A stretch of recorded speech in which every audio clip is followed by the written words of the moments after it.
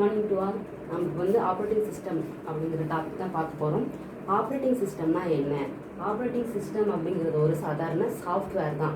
சாஃப்ட்வேர்னா என்ன? நம்ம programmable coding தான் சாஃப்ட்வேர்ஸ் அப்படின்னு சொல்லுவோம். ஓஎஸ் அப்படிங்கிறது சிஸ்டம் சாஃப்ட்வேர். அதாவது சாஃப்ட்வேர்ஸை ரெண்டு வகையாக பிரிக்கலாம். ஒன்று அப்ளிகேஷன் சாஃப்ட்வேர், இன்னொன்று வந்து சிஸ்டம் சாஃப்ட்வேர்னு சொல்லலாம். அப்ளிகேஷன் சாஃப்ட்வேர்னா என்ன அப்படின்னா, அப்ளிகேஷன்ஸ் நாம் யூஸ் பண்ணுற யூசர்ஸ் தேவையானதை யூஸ் பண்ணுறோம் இல்லையா, அதுதான் வந்து அப்ளிகேஷன் சாஃப்ட்வேர். சிஸ்டம் ரன் ஆகிறதுக்கு தேவையான கோடிங் எல்லாமே சிஸ்டம் சாஃப்ட்வேர் அப்படின்னு சொல்லுவாங்க. யூசர் சாஃப்ட்வேர்ஸ், அப்ளிகேஷன் சாஃப்ட்வேர்ஸ் எதுன்னு பார்த்தீங்கன்னா, நம்ம யூஸ் பண்ணுற வேர்டு, பவர் பாயிண்ட்டு, ஏதாவது ஒரு கடையில் பில்லு போகிறதுக்கு நம்ம யூஸ் பண்ணுற சாஃப்ட்வேர், இது எல்லாமே வந்து அப்ளிகேஷன் சாஃப்ட்வேர்ஸ். சிஸ்டம் சாஃப்ட்வேர்ஸ் பார்த்தீங்கன்னா கம்பைலரு, இன்டர்பிரிண்டரு, ஓஎஸ், இதெல்லாம் வந்து சிஸ்டம் சாஃப்ட்வேர். இந்த சிஸ்டம் சாஃப்ட்வேர்ஸ் இல்லாமல் சிஸ்டம் வந்து ஒர்க் ஆகாது. இந்த ஓஎஸ், இந்த சிஸ்டம் சாஃப்ட்வேரோட வேலை என்ன அப்படின்னு பார்த்தீங்கன்னா, யூசர்ஸ்க்கும், இப்போ நம்ம தான் யூசர்ஸ்னால் நம்ம ஒரு ப்ரோக்ராம் எழுதுகிறோம், நம்ம ப்ரோக்ராம் மூலயமா தான் நம்ம என்ன வேலையை செய்யணும் அப்படின்னு சொல்லிட்டு நம்ம சிஸ்டத்துக்கு கமெண்ட் கொடுக்க போகிறோம். அப்படின்னா நம்மளோட சாஃப்ட்வேர், அதாவது ப்ரோக்ராமை ஓஎஸ் மூலயமா தான் ஹார்ட்வேருக்கு கொண்டு போகும். ஹார்ட்வேர் அப்படின்றது சிபியூ, எக்ஸ்ட்ரா டிவைசஸ் எல்லாமே வந்து என்னது? ஹார்ட்வேர்ஸ் தான். இருக்கிற பிரிண்டரு, ஸ்கேனரு எல்லாமே வந்து என்னது? ஹார்ட்வேர்ஸ். இந்த ஹார்ட்வேர்ஸ் கூட டைரெக்டாக யூசர்ஸ் என்ன பண்ண முடியாதுன்னா கம்யூனிகேட் பண்ணிக்கவே முடியாது. அதாவது ஓஎஸ் மூலிமா தான் நம்ம கம்யூனிகேட் பண்ணிக்க முடியும். ஆப்ரேட்டிங் சிஸ்டம் மூலிமா தான் கம்யூனிகேட் பண்ணிக்க முடியும். அதனால ஓஎஸ் இல்லாமல் நம்ம சிஸ்டத்தை அக்சஸ் பண்ண முடியாது. ஓகேவா? நிறைய வெரைட்டி ஆஃப் ஆப்ரேட்டிங் சிஸ்டம்ஸ் இருக்குது. லினக்ஸு, விண்டோஸ் வந்து கிராஃபிக்கல் யூசர் இன்டர்ஃபேஸ் சொல்லுவோம். லினக்ஸ்லாம் வந்து கமாண்ட் பேஸ்டுன்னு சொல்லுவோம். அதனால அந்த மாதிரி நிறைய ஆப்ரேட்டிங் சிஸ்டம் இருக்குது. ஆனால் எல்லா ஆப்ரேட்டிங் சிஸ்டத்தோட பேசிக் மெயின் ஒர்க் என்ன அப்படிங்கிறத நம்ம பார்க்க போகிறோம். இதுக்கு நிறைய ஃபங்க்ஷனாலிட்டிஸ் இருக்குது. சிஸ்டமோட ஓவரால் பர்ஃபார்மன்ஸையே வந்து ஆப்ரேட்டிங் சிஸ்டம் தான் பார்த்துக்குது. சிஸ்டமில் இருக்கிற டிவைசஸை மேனேஜ் பண்ணுறதுலேருந்து, ஃபைல்ஸை மேனேஜ் பண்ணுறதுலேருந்து, லாகின் ஆகிற, நம்ம இப்போ வந்து ஒரு யூசர் வராங்க, லாகின் ஆகுறாங்கன்னா யூசர் நேம், பாஸ்வேர்ட்லாம் இருக்காங்க. செக்யூரிட்டி பர்பஸ்லேருந்து memory management, process management, job scheduling, எந்த நேரத்தில் எந்த வேலை செய்யுது எல்லாத்தையுமே வந்து ஆப்ரேட்டிங் சிஸ்டம் தான் பார்த்துட்ருக்கு. ஆப்ரேட்டிங் சிஸ்டம் இல்லாமல் சிஸ்டம் இந்த வேலைகளெல்லாம் செய்யவே முடியாது.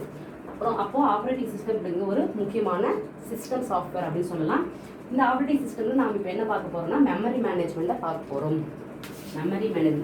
மெமரியை எப்படி ஓஎஸ் வந்து மேனேஜ் பண்ணுது.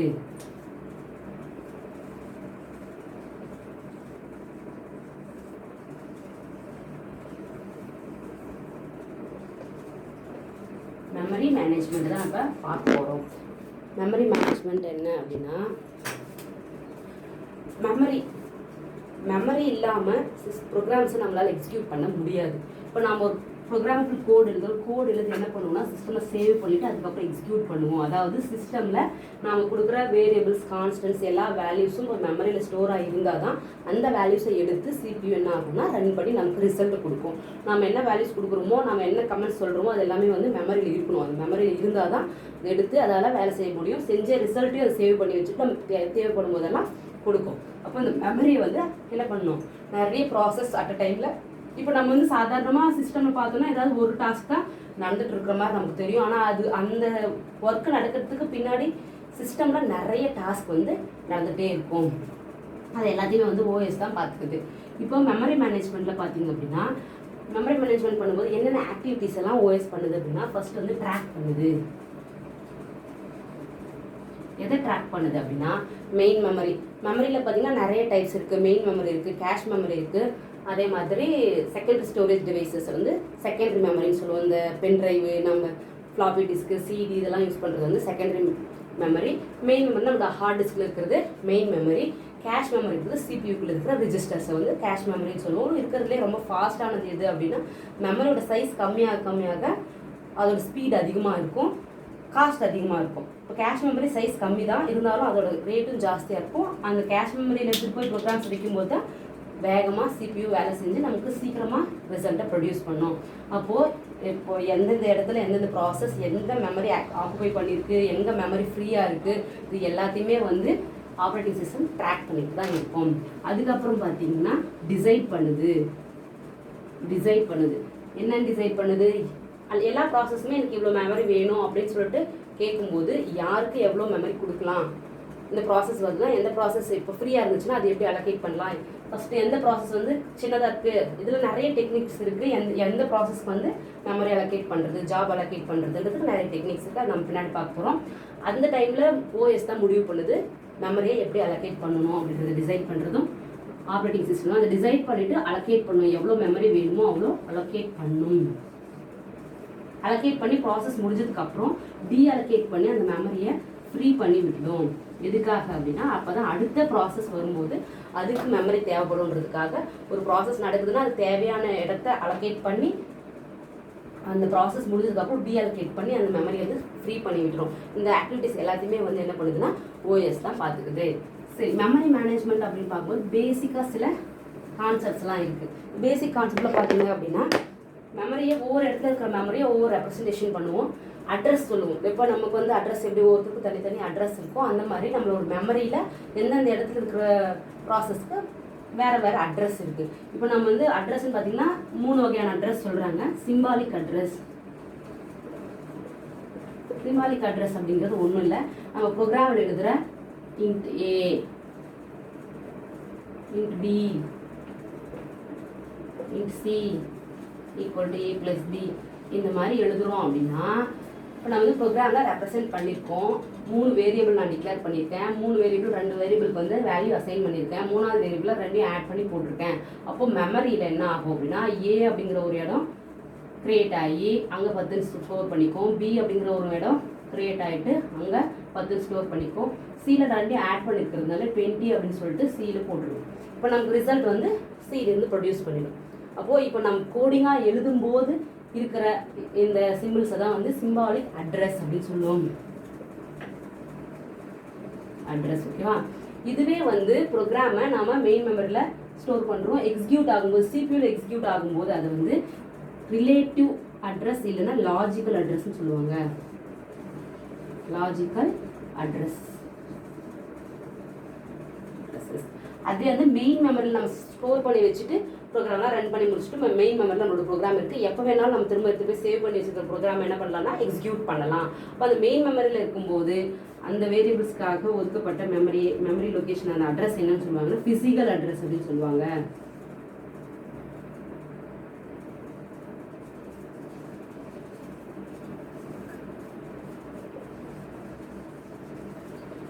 ஃபிசிக்கல் அட்ரஸ் அப்படின்னு சொல்லிட்டு சொல்லுவாங்க. இப்போ சிம்பாலிக் அட்ரஸ் அப்படிங்கிறது நம்ம ப்ரோக்ராமில் எழுதுறது.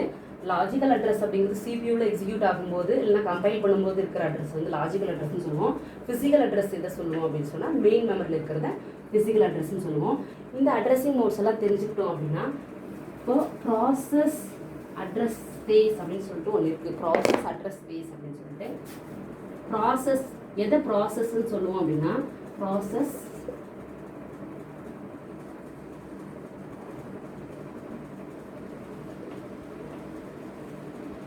செட் ஆஃப் லாஜிக்கல் அட்ரஸை வந்து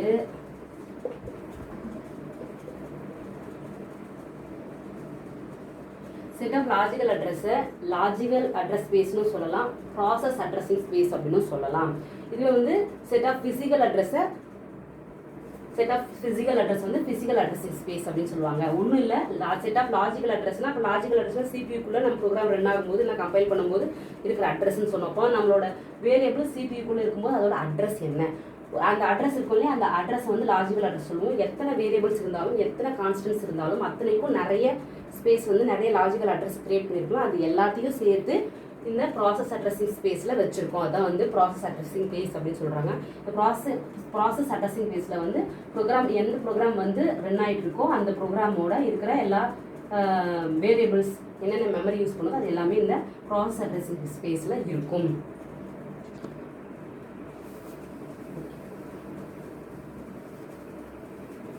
சரி, இப்போ வந்து லாஜிக்கல் அட்ரஸ், ஃபிசிக்கல் அட்ரஸ்ஸு இதெல்லாம் பார்த்துட்டோம்.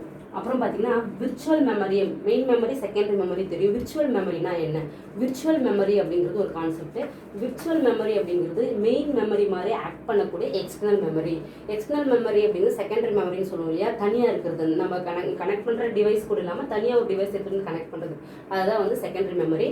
எப்போ நமக்கு மெயின் மெமரியோட ஸ்பேஸ் வந்து பத்தலை, மெமரி பத்தலை, இன்னும் கொஞ்சம் அதிகமாக வேணும், நம்மளோட ப்ராசஸ் வந்து பெருசாக இருக்குது அப்படின்னு நினைக்கும் போது அந்த மெயின் மெமரி வச்சு எக்ஸிக்யூட் பண்ண முடியாத பட்சத்தில் செகண்டரி மெமரியை மெயின் மெமரியை ஆக்ட் பண்ண வைக்கலாம். அந்த மாதிரி ஆக்ட் பண்ண வைக்கிறது தான் வந்து விர்ச்சுவல் மெமரின்னு சொல்லுவாங்க. விர்ச்சுவல் மெமரி வந்து பேஜஸ் அப்படிங்கிற ஒரு டெக்னிக் வச்சு யூஸ் ஆகுது.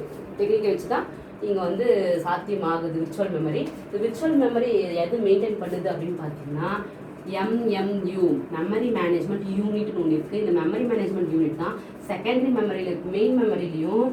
மெயின் மெமரி செகண்டரி மெமரி அதாவது விர்ச்சுவல் மெமரி இருக்கு இல்லையா, அந்த விர்ச்சுவல் மெமரிக்குள்ளேயும் ஸ்வாப் பண்ணுற வேலையை இங்கிருந்து இங்கே தேவைப்படும், அதாவது எப்போல்லாம் தேவையோ அப்போ வந்து செகண்டரி மெமரியிலேருந்து மெயின் மெமரி கொண்டு வரும். தேவையில்லை ரொம்ப நேரமாக ஐடியலாக இருக்குது அந்த ப்ராசஸ் அப்படின்னா அதை எடுத்து போய் திரும்ப செகண்டரி மெமரியில் போட்டுரும். திரும்ப தேவை இங்கே இல்லை அப்படிங்கும்போது திரும்ப செகண்டரி மெமரியிலேருந்து இந்த மாதிரி இங்கிருந்து அங்கேருந்து இங்கே போகிறது தான் ஸ்வாப் டெக்னிக் அப்படின்னு சொல்லுவாங்க. இந்த ஸ்வாப் டெக்னிக் மூலமா தான் செகண்டரி மெமரியும் மெயின் மெமரியும் கம்யூனிகேட் பண்ணி அந்த விர்ச்சுவல் மெமரி கான்செப்ட் இங்கே வருது. இந்த வேலையை யார் செய்கிறாங்க அப்படின்னா மெமரி மேனேஜ்மெண்ட் யூனிட் தான் செய்யுது. ஓகேவா? இப்போது இந்த அட்ரஸிங் என்னென்ன மெமரி அதெல்லாம் பார்த்தோம். மெமரியை எப்படி அலோகேட் பண்ணுறது, மெமரி அலோகேஷன். மெமரியை வந்து ஒரு ப்ராசஸ் வந்து அந்த நிறைய ப்ராசஸ் நடக்கும். மல்டி ப்ரோக்ராமிங்லலாம் ஒரே டைமில் நிறைய ப்ராசஸ் வேலை செஞ்சுட்ருக்கோம். இல்லை இன்புட் அவுட்புட்காக இன்னொன்று ஒரு ப்ராசஸ் வந்து ரிசோர்ஸ்க்காக வெயிட் பண்ணுதுன்னா அந்த டைமில் CPU சும்மா இருக்கக்கூடாது அப்படின்றதுக்காக அடுத்த ப்ராசஸை இம்ப்ளிமெண்ட் பண்ணுவோம் மல்டி ப்ரோக்ராமில் மல்டி டாஸ்கிங்லாம் செய்யும்போது. அந்த மாதிரி டைமில் அந்த மெமரியை எப்படி அலோகேட் பண்ணுறாங்க, மெமரி எப்படி பிரிக்கிறாங்க அப்படின்னு பார்த்தா மெமரி இருக்குது அப்படின்னா அது low level memory high level memory ரெண்டாக பிரிப்பாங்க. Low level high level. Low level வந்து OS ஆக்குபை பண்ணிக்கும். OS அதோட வேலைகளை செய்யறதுக்கு இன்ஸ்ட்ரக்ஷனை வந்து ஹார்ட்வேர் கூட கம்யூனிகேட் பண்ணிக்கிறதுக்கு அதோட பர்சனலாக சிஸ்டம் வேலைகளை செய்யறதுக்கு இந்த ஒரு ஸ்மாலஸ்ட் மெமரி வந்து ஆக்குபை பண்ணி வச்சுக்கோம். அந்த இடத்துல நாம் என்ன பண்ண முடியாதுன்னா நம்மளோட ப்ராசஸை எக்ஸிக்யூட் பண்ணவே முடியாது. மற்ற இருக்கிற மீதி இடத்துல தான் வந்து யூசர்ஸோட அப்ளிகேஷன்ஸை யூசரோட ப்ராசஸ் வந்து எக்ஸிக்யூட் பண்ணுறதுக்காக ஒதுக்கிப்பாங்க. அதுதான் ஹை லெவல் மெமரின்னு சொல்கிறாங்க. இப்போ மெமரி மாதிரி ரெண்டு போர்ஷனாக வந்து பிரிச்சிருக்கு. அதே மாதிரி இப்போ இருக்கிற அந்த யூசர் ப்ராசஸ் வந்து யூசரோட ப்ராசஸ் நம்ம யூஸ் பண்ணிக்கிற ஸ்பேஸ் இருக்கு இல்லையா, அதை வந்து பிரிக்கலாம். அலோகேட் பண்ணும்போது சிங்கிள் பார்ட்டிஷன்,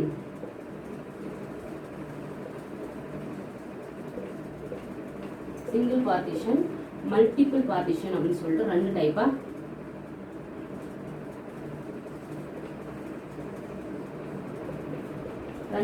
மெமரியை பிரிப்பாங்க. சிங்கிள் பார்ட்டிஷன் அப்படின்றது ஒன்றும் இல்லை. இப்போ வந்து நான் சொன்ன மாதிரி OS தேவையான இடத்த விட்டுட்டு மீதி இருக்கிற இடத்துல யூசர் ப்ராசஸ் வந்து நடந்துட்டு இருக்கு. இந்த யூசர் ப்ராசஸ்க்கு தேவையானதை நீங்கள் வந்து ஒரு சிங்கிள் ப்ராசஸ் மட்டும் தான் அட் டைமில் ஒர்க் ஆகும். இதை முடிச்சதுக்கு அப்புறம் தான் அடுத்த ப்ராசஸ் வரும். அதனால இங்கே வந்து சிங்கிள் பார்ட்டிஷன் அப்படின்னா ஒரு டைமில் ஒரே ப்ராசஸ் தான் எக்ஸிக்யூட் ஆகிட்டு இருக்கும்.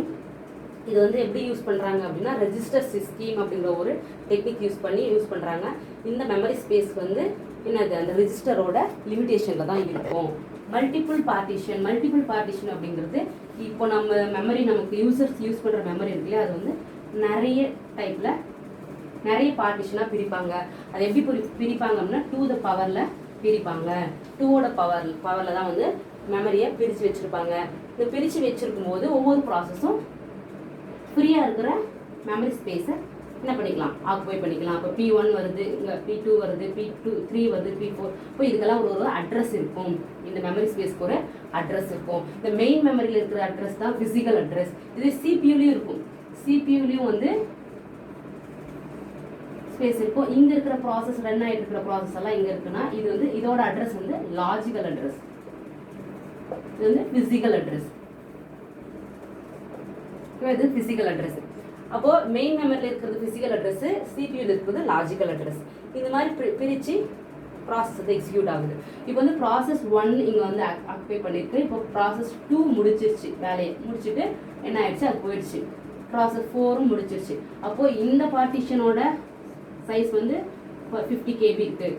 இந்த P4 யூஸ் பண்ணிட்டு இருந்த இடம் வந்து 50 KB இருக்குது அப்படின்னா இது ரெண்டுமே சேர்ந்து 100 KB நமக்கு ஃப்ரீயாக இருக்குது. ஆனால் இப்போ இன்னொரு ப்ராசஸ் வருது, ப்ராசஸ் 4 வருது. நான் இந்த ப்ராசஸ் 4க்கு கண்டினியூஸாக 100 KB ஸ்பேஸ் வேணும். 100 KB அதாவது 100 KB வந்து இங்கே 100 KB வந்து இங்கே மெமரி இருக்குது. ஆனால் நம்ம ஆக்சஸ் பண்ண முடியுமா அப்படின்னா முடியாது. ஏன்னா 50 கேபியாக தனித்தனியாக இருக்கிறதுனால அந்த மெமரி ஸ்பேஸை நம்ம ஆக்குபை பண்ண முடியாது. இந்த மாதிரி இருக்கிறது தான் ஃப்ராக்மெண்டேஷன் ப்ராப்ளம் அப்படின்னு சொல்லுவாங்க. அதாவது ஸ்பேஸ் இருந்தாலும் அது கண்டினியூஸாக இல்லாததுனால நம்மளால் என்ன பண்ண முடியாது, அதை ஆக்குபை பண்ணி யூஸ் பண்ண முடியாது. இந்த 2 ப்ராசஸும் முடிச்சதுக்கு அப்புறம் தான் நம்ம புதுசாக அந்த ப்ராசஸை எக்ஸிக்யூட் பண்ண முடியும். இதுதான் ஃப்ராக்மெண்டேஷன் ப்ராப்ளம் அப்படின்னு சொல்லுவாங்க. இந்த மெமரியை பார்ட்டிஷன் பண்ணும்போது ஃப்ராக்மெண்டேஷன் ப்ராப்ளம் வருது. இந்த ஃப்ராக்மெண்டேஷன் வந்து 2 டைப்பில் சொல்லுவாங்க. ஒன்று எக்ஸ்டர்னல் ஃப்ராக்மெண்டேஷன்,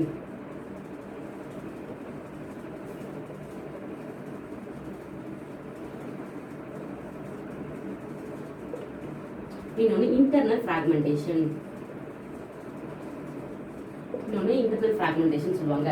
இதே சரி ஃப்ராக்மெண்டேஷன்னா அதாவது மெமரி ஸ்பேஸ் இருக்குது ஆனால் கண்டினியூஸாக இல்லை, அதனால நம்ம அதை யூஸ் பண்ண முடியாது, அது வேஸ்ட்டாக போயிடுச்சு. அதுதான் ஃப்ராக்மெண்டேஷன். எக்ஸ்டர்னல் ஃப்ராக்மெண்டேஷன் அப்படின்னா என்ன அப்படின்னு பார்க்கும்போது இதேதான், மெமரி வந்து இருக்குது கண்டினியூஸாக இல்லாமல் இங்கே ஒரு ப்ராசஸ், இப்போ நான் அதே சொன்ன மாதிரி தான் ப்ராசஸ் 1, ப்ராசஸ் 2, ப்ராசஸ் 3, ப்ராசஸ் 4 போதுமான கண்டினியூஸாக இல்லாமல் அங்கங்கே இருக்கிற மெமரிஸ் இருக்கிறதுனால வர மெமரி யூஸ் பண்ணாமல் போகிறது தான் எக்ஸ்டர்னல் ஃப்ராக்மெண்டேஷன். இந்த எக்ஸ்டர்னல் ஃப்ராக்மெண்டேஷனை ரெக்டிஃபை பண்ணுறதுக்கு ஒரு டெக்னிக் இருக்குது, அதுதான் வந்து காம்பேக்ஷன் டெக்னிக் அப்படின்னு ஒன்று இருக்குது.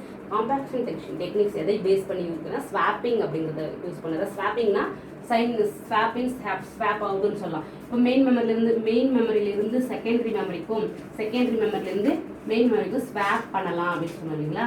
அந்த மாதிரி இப்போ இந்த ப்ராசஸ் 3 இருக்குது, இந்த ப்ராசஸ் 3 மேலே போயிடுச்சுன்னா இந்த ரெண்டு இடத்துல இருக்கிற சைஸும் எனக்கு மெமரி ஸ்பேஸும் கிடைச்சிரும். இப்போ நான் என்ன பண்ணலாம்னா P3-யை ஸ்வாப் அவுட் பண்ணலாம்.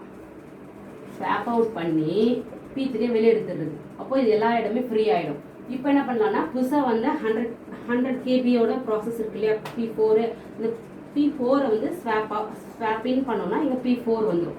இங்கே இதெல்லாமே போயிட்டு இதெல்லாம் ஒன்றா சேர்ந்துட்டு இங்கே P4 வந்துட்டு திரும்ப இந்த P3 என்ன பண்ணலாம், நம்ம ஸ்வாப் அவுட் பண்ணதை திரும்ப ஸ்வாப் இன் பண்ணிக்கலாம். ஸ்வாப் இன் P3 பண்ணோன்னா திரும்ப இந்த மெமரியை வந்து ஆக்சஸ் பண்ணிக்க முடியும். இந்த மாதிரி ஸ்வாப் பண்ணுறது தான், ஸ்வாப் பண்ணி இந்த ஃப்ராக்மெண்டேஷனை என்னது ரெடியூஸ் பண்ணுறது தான் வந்து காம்பேக்ஷன் அப்படிங்கிற டெக்னிக் அப்படின்னு சொல்கிறாங்க. இது ஆட்டோமேட்டிக்காகவே என்னது சிபியூக்குள்ளே ஓஎஸ் செய்யுது. சரி, இது வந்து எக்ஸ்டர்னல் ஃப்ராக்மெண்டேஷன். இன்டர்னல் ஃப்ராக்மெண்டேஷன்னா என்ன அப்படின்னு பார்த்தீங்கன்னா மெமரி வேஸ்ட் ஆகிறத ஃப்ராக்மெண்டேஷன். எக்ஸ்டர்னல் அப்படிங்கிறது பிட்டாக நிறைய இடத்துல இருக்குது, ஒன்றா இல்லை. மெமரி சைஸ் அந்த பிட்டாக இருக்கிறது எல்லாத்தையும் நம்ம டோட்டல் பண்ணி பார்த்தோம்னா நம்ம தேவையான ஸ்பேஸ் இருக்குது, ஆனால் நம்மளால் யூஸ் பண்ண முடியல அப்படிங்கிறத எக்ஸ்டர்னல் ஃப்ராக்மெண்டேஷன் சொல்கிறோம். இன்டர்னல் ஃப்ராக்மெண்டேஷன் என்ன அப்படின்னா இப்போ ஒரு ப்ராசஸ் வந்து ஒரு இடத்த ஆக்குபை பண்ணியிருக்கு. இது P1 இங்கே இருக்குது, P2 இங்கே இருக்குது, P3 இங்கே இருக்குது, P4 வருது. இதோட இந்த மெமரியோட ஸ்பேஸ் வந்து 50 கேபின்னு இருக்குது.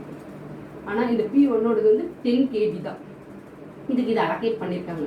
அப்போ 10 கேபி மட்டும் ஒர்க் ஆகிட்டு மீதி எல்லாம் ஐடியெல்லாம் தேவையில்லாமல் இருக்கும். ஆனால் இந்த P4 வந்து 10 கேபியாக இருந்துச்சு அப்படின்னா 40 கேபி ஃப்ரீயாக இருந்தாலுமே இந்த ப்ராசஸ் வந்து என்னது இந்த இருக்கிற இடத்த ஆக்குபை பண்ண முடியாது, ஒர்க் பண்ண முடியாது. இது எல்லாமே முடிச்சுட்டு வெளியே வர வரைக்கும் இது வெயிட் பண்ணிட்டு தான் இருக்கணும். அப்போ என்ன ஆகுது, சிஸ்டமோட பெர்ஃபார்மன்ஸ் ஸ்லோ ஆகுது, நமக்கும் லேட் ஆகுது. இந்த மாதிரி ஏற்கனவே அலோகேட் பண்ணதில் அதோட ஸ்பேஸ் கம்மியாக, அதாவது நமக்கு தேவையான ஸ்பேஸ் கம்மி ஆனால் நிறைய ஸ்பேஸ் அலோகேட் பண்ணியிருக்காங்க அப்படின்னா அதுக்குள்ளே வேஸ்ட்டாக நிற்கிற மெமரி தான் வந்து என்ன சொல்லுவாங்க, இன்டர்னல் ஃப்ராக்மெண்டேஷன் அப்படின்னு சொல்லுவாங்க.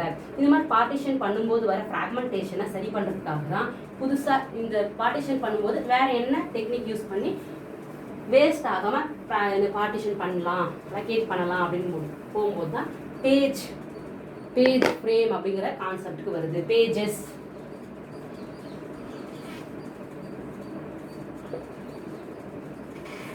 ஃப்ரேம்ஸ் அப்படின்னு சொல்லலாம். அதாவது மெயின் மெமரியை பார்ட்டிஷன் பண்ணுவாங்க. அதே மாதிரி சிபியூவில் மெமரியை பார்ட்டிஷன் பண்ணுறது. இது வந்து சிபியூ, இது வந்து மெயின் மெமரி. இந்த சிபியூவில் இருக்கிற இந்த ப்ராசஸ் அட்ரஸிங் ஸ்பேஸ்ன்னு சொன்னாலே அந்த ப்ராசஸ் அட்ரஸிங் ஸ்பேஸ் தான் இது. இந்த ப்ராசஸ் அட்ரஸிங் ஸ்பேஸில் தான் வந்து நம்ம அந்த ப்ரோக்ராமில் இருக்கிற எல்லாமே இருக்கும். நம்மளோட ப்ரோக்ராம் அந்த ப்ராசஸ் எங்கே இருக்கோ மெயின் மெமரியில் இருக்கும். மெயின் மெமரிலேருந்து சிபிக்கு வந்து எக்ஸிக்யூட் ஆகணும். ஓகேவா? அப்போது இது வந்து பேஜஸ்ன்னு சொல்லுவாங்க. இந்த மாதிரி பிரிச்சதை எல்லாமே ஈவனாக ஒரே சைஸில் பிரிச்சிருப்பாங்க. பேஜ், இது ஒவ்வொன்றும் ஒவ்வொரு பேஜ், ஒவ்வொன்றுக்கும் ஒவ்வொரு பேஜ் நம்பரும் இருக்கும். அதே மாதிரி மெயின் மெமரியில் இந்த பேஜஸ் எந்த சைஸில் பிரிச்சிருக்காங்களோ அதே சைஸ்க்கு ஃப்ரேம்ஸாக பிரிச்சிருப்பாங்க. ஃப்ரேம்ஸ் அப்படின்னு சொல்லுவாங்க. இங்கே ஃப்ரேம் நம்பர் இருக்கும். ஓகேவா? இந்த ஃப்ரேம் நம்பரும் பேஜ் நம்பரும் வச்சு தான் எந்த ஃப்ரேமு எந்த பேஜுக்கு வருது அப்படின்னு சொல்லிட்டு ஓஎஸ் மெயின்டைன் பண்ணும். பேஜ் மேப் டேபிள் அப்படின்றது ஒன்று. பேஜ் மேப் டேபிள்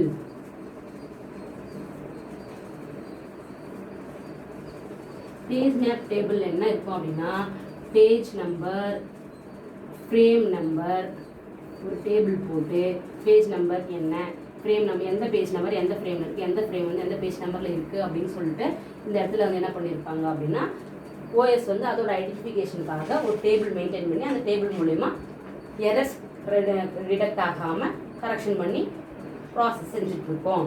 அப்போது பேஜஸ் வரும்போது எக்ஸ்டர்னல் ஃப்ராக்மெண்டேஷன் ரெடியூஸ் ஆகிடும். ஏன் அப்படின்னா ஃப்ரேமோட சைஸும் பேஜோட சைஸும் ஈக்குவலாக இருக்கிறதுனால ப்ராசஸிங் வந்து மெமரியை வேஸ்ட் பண்ணாமல் எக்ஸிக்யூட் பண்ண ஆரம்பிச்சிடும். அப்போது பேஜஸோட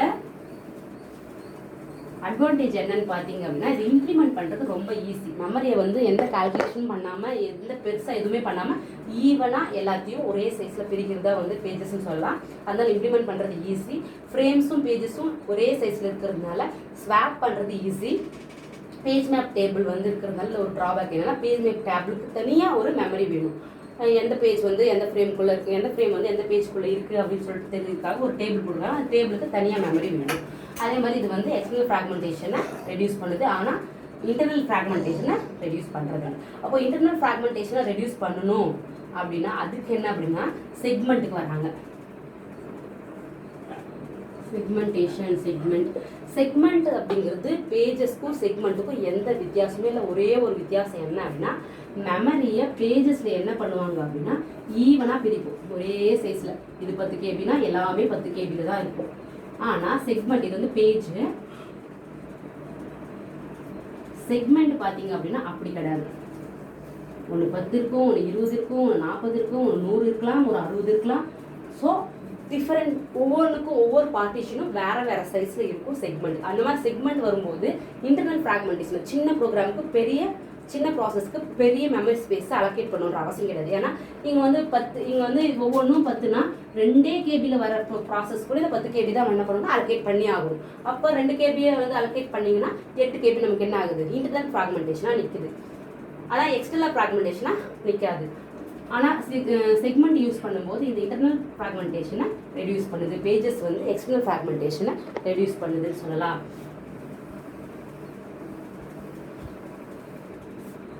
இல்லை கொஷின்ஸ் எப்படி கேட்பாங்கன்னு பார்த்தீங்க அப்படின்னா ஃப்ராக்மெண்டேஷன் வருது. ஃப்ராக்மெண்டேஷனை ரெடியூஸ் பண்ணுறதுக்கான டெக்னிக்ஸ் எந்த டெக்னிக் வந்து ஃப்ராக்மெண்டேஷனை ரெடியூஸ் பண்ணணும்னா காம்பேக்ஷன் அப்படி சொல்லுவோம். அந்த காம்பேக்ஷன் எதன் மூலமா நடக்குதுன்னு கேள்வி கேட்டாங்கன்னா ஸ்வாப் மூலமா, ஸ்வாப் டெக்னிக் மூலமா காம்பேக்ஷன் நடக்குது. காம்பேக்ஷன் டெக்னிக் மூலமா தான் எக்ஸ்டர்னல் ஃப்ராக்மெண்டேஷனை ரெடியூஸ் பண்ணுறாங்க. பேஜஸ் எதை ரெடியூஸ் பண்ணுது, செக்மெண்ட் எதை ரெடியூஸ் பண்ணுது அப்படின்னு கேட்டாங்கன்னா பேஜஸ் வந்து எக்ஸ்டர்னல் ஃப்ராக்மெண்டேஷனையும் செக்மெண்ட் வந்து இன்டர்னல் ஃப்ராக்மெண்டேஷனையும் ரெடியூஸ் பண்ணுது. இந்த மாதிரி கொஷின்ஸ் இதில் கேட்குறாங்க. அடுத்து பார்த்தீங்க அப்படின்னா ஃப்ராக்மெண்டேஷன் முடிஞ்சிச்சு. இப்போ கடைசியாக ஒரு டாபிக் என்ன அப்படின்னு பார்த்தீங்கன்னா வேரியபிள் பார்ட்டிஷன். அப்போ பார்த்தோம் மெமரி எப்படிலாம் பார்ட்டிஷன் பண்ணுறோம், பார்ட்டிஷன் பண்ணும்போது என்ன மாதிரி பிரச்சனை வருது, அந்த ரெடியூஸ் பண்ணுறதுக்கு என்ன டெக்னிக் யூஸ் பண்ணுறோம் பார்த்தோம். வேரியபிள் பார்ட்டிஷன் அப்படின்னு சொல்லிட்டு ஒன்று இருக்குது.